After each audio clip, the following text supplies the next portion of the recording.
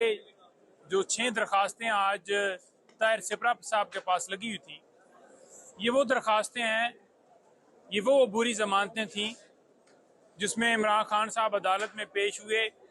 उन्होंने अपनी ये बुरी जमानत करवाई और वो हर डेट के ऊपर पेश होते रहे और इस बुनियाद के ऊपर ये जमानतें खारिज की गई कि इमरान खान साहब इस डेट के ऊपर अदालत में पेश नहीं हुए। कितनी अफसोस की बात है, कितनी मुज़क्का खेज बात है कि इमरान खान साहब जेल में हैं, पाबंद सलासल हैं और जेल के अंदर वो क्योंकि उनको कैद किया गया है तो उनको पेश करवाना सरकार का काम है, सरकार की ड्यूटी है कि वो पेश करवाएं। जानबूझकर वो नहीं हो रहे कि जानबूझकर वो खान साहब अदालत में पेश नहीं हो रहे।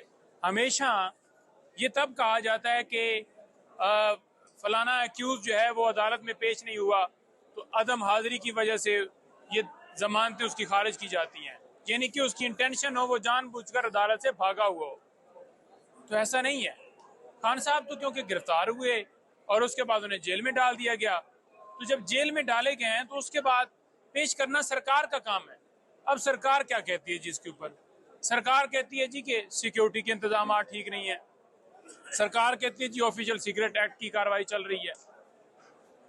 बात यह है कि जब 26 घंटे ऑपरेशन जमान पार्क में किया गया एक वारंट की तामील के लिए, जो कि सिर्फ इसलिए होता है कि वो बंदा मुतलका कोर्ट में पेश हो, तो वो जो किया गया वो क्यों किया गया कि इमरान खान साहब पेश हों? प्रेशर क्यों डाला गया? वो सारी कार्रवाई क्यों की गई कि इमरान खान साहब को पेश किया जाए? खान साहब पेश क्यों नहीं हो रहे थे?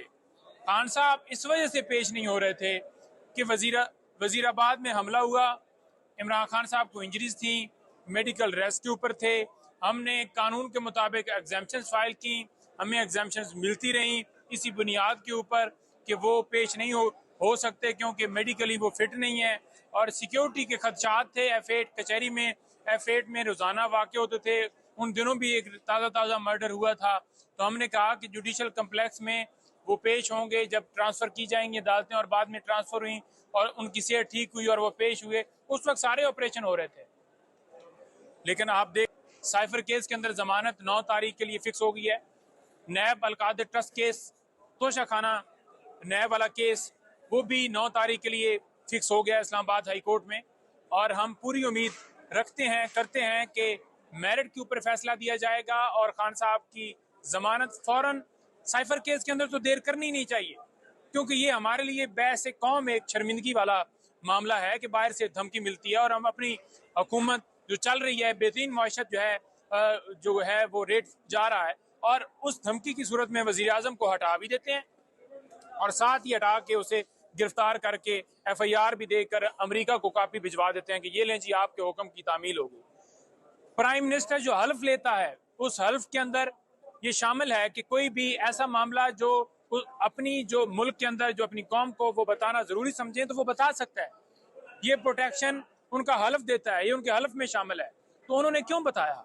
उन्होंने इसलिए बताया क्योंकि हमारे इंटरनल मामलात के अंदर मुदाखलत की गई और उनका ये फर्ज था कि वो बताएं। और कोड्स नहीं शेयर किए गए बल्कि जो साइफर था उसको डीक्लासिफाइड किया गया। डीक्लासिफाइड करके उसका तर्जमा, उसका मफहूम जो है वो कौम को बताया गया कि इस तरह से हमारे अंदरूनी मामलात में मुदाखलत हो रही है। अब साइफर केस की समाअत अभी भी हाई कोर्ट के अंदर बेशक ओपन हो गई है। बड़ी मैं वाज़ेह करना, कंफ्यूजन है लोगों को कि शायद अब जो है वो जो ओपन ट्रायल होगा, जो ट्रायल कोर्ट के अंदर जो है समाअत है, जो जेल के अंदर है, वो इसी तरह से सीक्रेट हो रही है। उन दरखास्तों के ऊपर फैसला महफूज है, अभी तक उसके ऊपर फैसला नहीं हो रहा। 25 तारीख का फैसला महफूज किया हुआ है। हम ये कह रहे हैं कि अदालत वहां पर अडयाला जेल में जा ही नहीं सकती। अदालत को जो शिफ्ट किया गया है वो जो नोटिफिकेशन है वो नोटिफिकेशन को कलअदम करार दिया जाए। उसके ऊपर 25 तारीख का फैसला महफूज है, वो फैसला नहीं सुनाए। फैसले महफूज कर लिए जाते हैं, फैसले नहीं सुनाए जाते। दरखास्तें लगती हैं, दरखास्तें अडजन कर दी जाती हैं। तो इसे कहते हैं कि जो आर्टिकल 10A के तहत फेयर ट्रायल नहीं मिल रहा, ड्यू प्रोसेस नहीं हो रहा। तो हम ये इस्लामाबाद हाई कोर्ट से भी इल्तिजा करते हैं कि तमाम दरखास्तों के ऊपर फैसला दिया जाए। सुप्रीम कोर्ट से भी इस्तदा करते हैं कि वहां पर 90 डेज के अंदर इलेक्शन वाला मामला पेंडिंग है, ऑफिशियल सीक्रेट एक्ट और आर्मी तरमीमी एक्ट के अंदर जो दरखास्त तरमीमी जो बिल किया था उसके ऊपर दी हुई है वो पेंडिंग है। और इसके साथ साथ वहां पर जो सिविलियन का मिलिट्री ट्रायल है नहीं हो सकता, इस हवाले से दरखास्त पेंडिंग है, वो नहीं हो रहा डिसाइड। जो लोग इस वक्त गिरफ्तार हैं, जिन लोगों को जेलों में डाला गया है, जो बेगुनाह इस वक्त कैद है, उनकी जमानतें, उनकी दरखास्तें नहीं लग रही, बेंच लगते हैं, बेंच टूट जाते हैं। तमाम जो हमारे मुल्क के जो शहरी, आपके बच्चे, आपकी बहनें, आपकी बेटियां, ये सुप्रीम कोर्ट से हम मुतालबा कर रहे हैं कि उनके ऊपर नोटिस लें और उनको इंसाफ दें। वो आपकी तरफ सारे देख रहे हैं, ये पूरी कौम आपकी तरफ देख रही है। और जब सुप्रीम कोर्ट स्टैंड ले जाएगी तो बाकी जितनी अदालतें हैं पूरे मुल्क के अंदर, तमाम को हौसला मिलेगा। और तमाम के ऊपर जो प्रेशर डाला गया है कि जब कोई अदालत फैसला करने लगती है तो अदालत के सामने आकर जो है वो प्रेस कॉन्फ्रेंस की जाती हैं और फिर जो है वो एहतजाज किया जाता है और लोग बुलाए जाते हैं कि आप जाएं कॉन्स्टिट्यूशन एवेन्यू के सामने आकर एहतजाज करें, जहां पर जलसा एहतजाज की पाबंदी है। हुकूमत जो है प्रोटेक्शन दे रही है कि आप जाएं, वो जंगले क्रॉस करके अंदर जाते हैं। तो ये मुल्क के अंदर हाल है।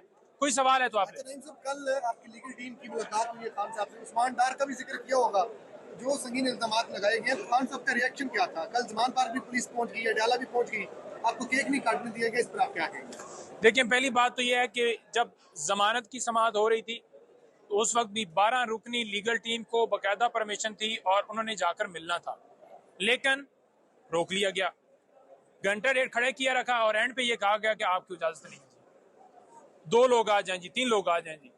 क्लर्क तक का नाम दिया हुआ था और कहते थे कि एक बंदा और काम कर दें। अब जब कल मुलाकात के लिए हमने बाकायदा कोर्ट से रजू किया, परमिशन लेकर गए हैं और वहां पर जाकर इस्तदा की है कि हमें मिलने दिया जाए, कोर्ट के ऑर्डर हैं, खुद ही सुपरिटेंडेंट साहब और जो जेल अथॉरिटी वो कह रही हैं कि जो डे फिक्स होगा उस डे के ऊपर आपकी मुलाकात करवाई जाएगी। तो फिर क्यों नहीं मुलाकात की? फिर कल इजाजत दी गई। जो डायरेक्शन ऊपर से मिलती हैं उस हिसाब से मुलाकात की इजाजत दे दी जाती है। उस्मान डार के हवाले से स्टेटमेंट जो है, जो आप पूछ रहे थे सवाल, वो मेरी उनसे, क्योंकि मुलाकात उन्होंने पाबंदी लगा दी ऊपर से जो डायरेक्शंस है, तो जो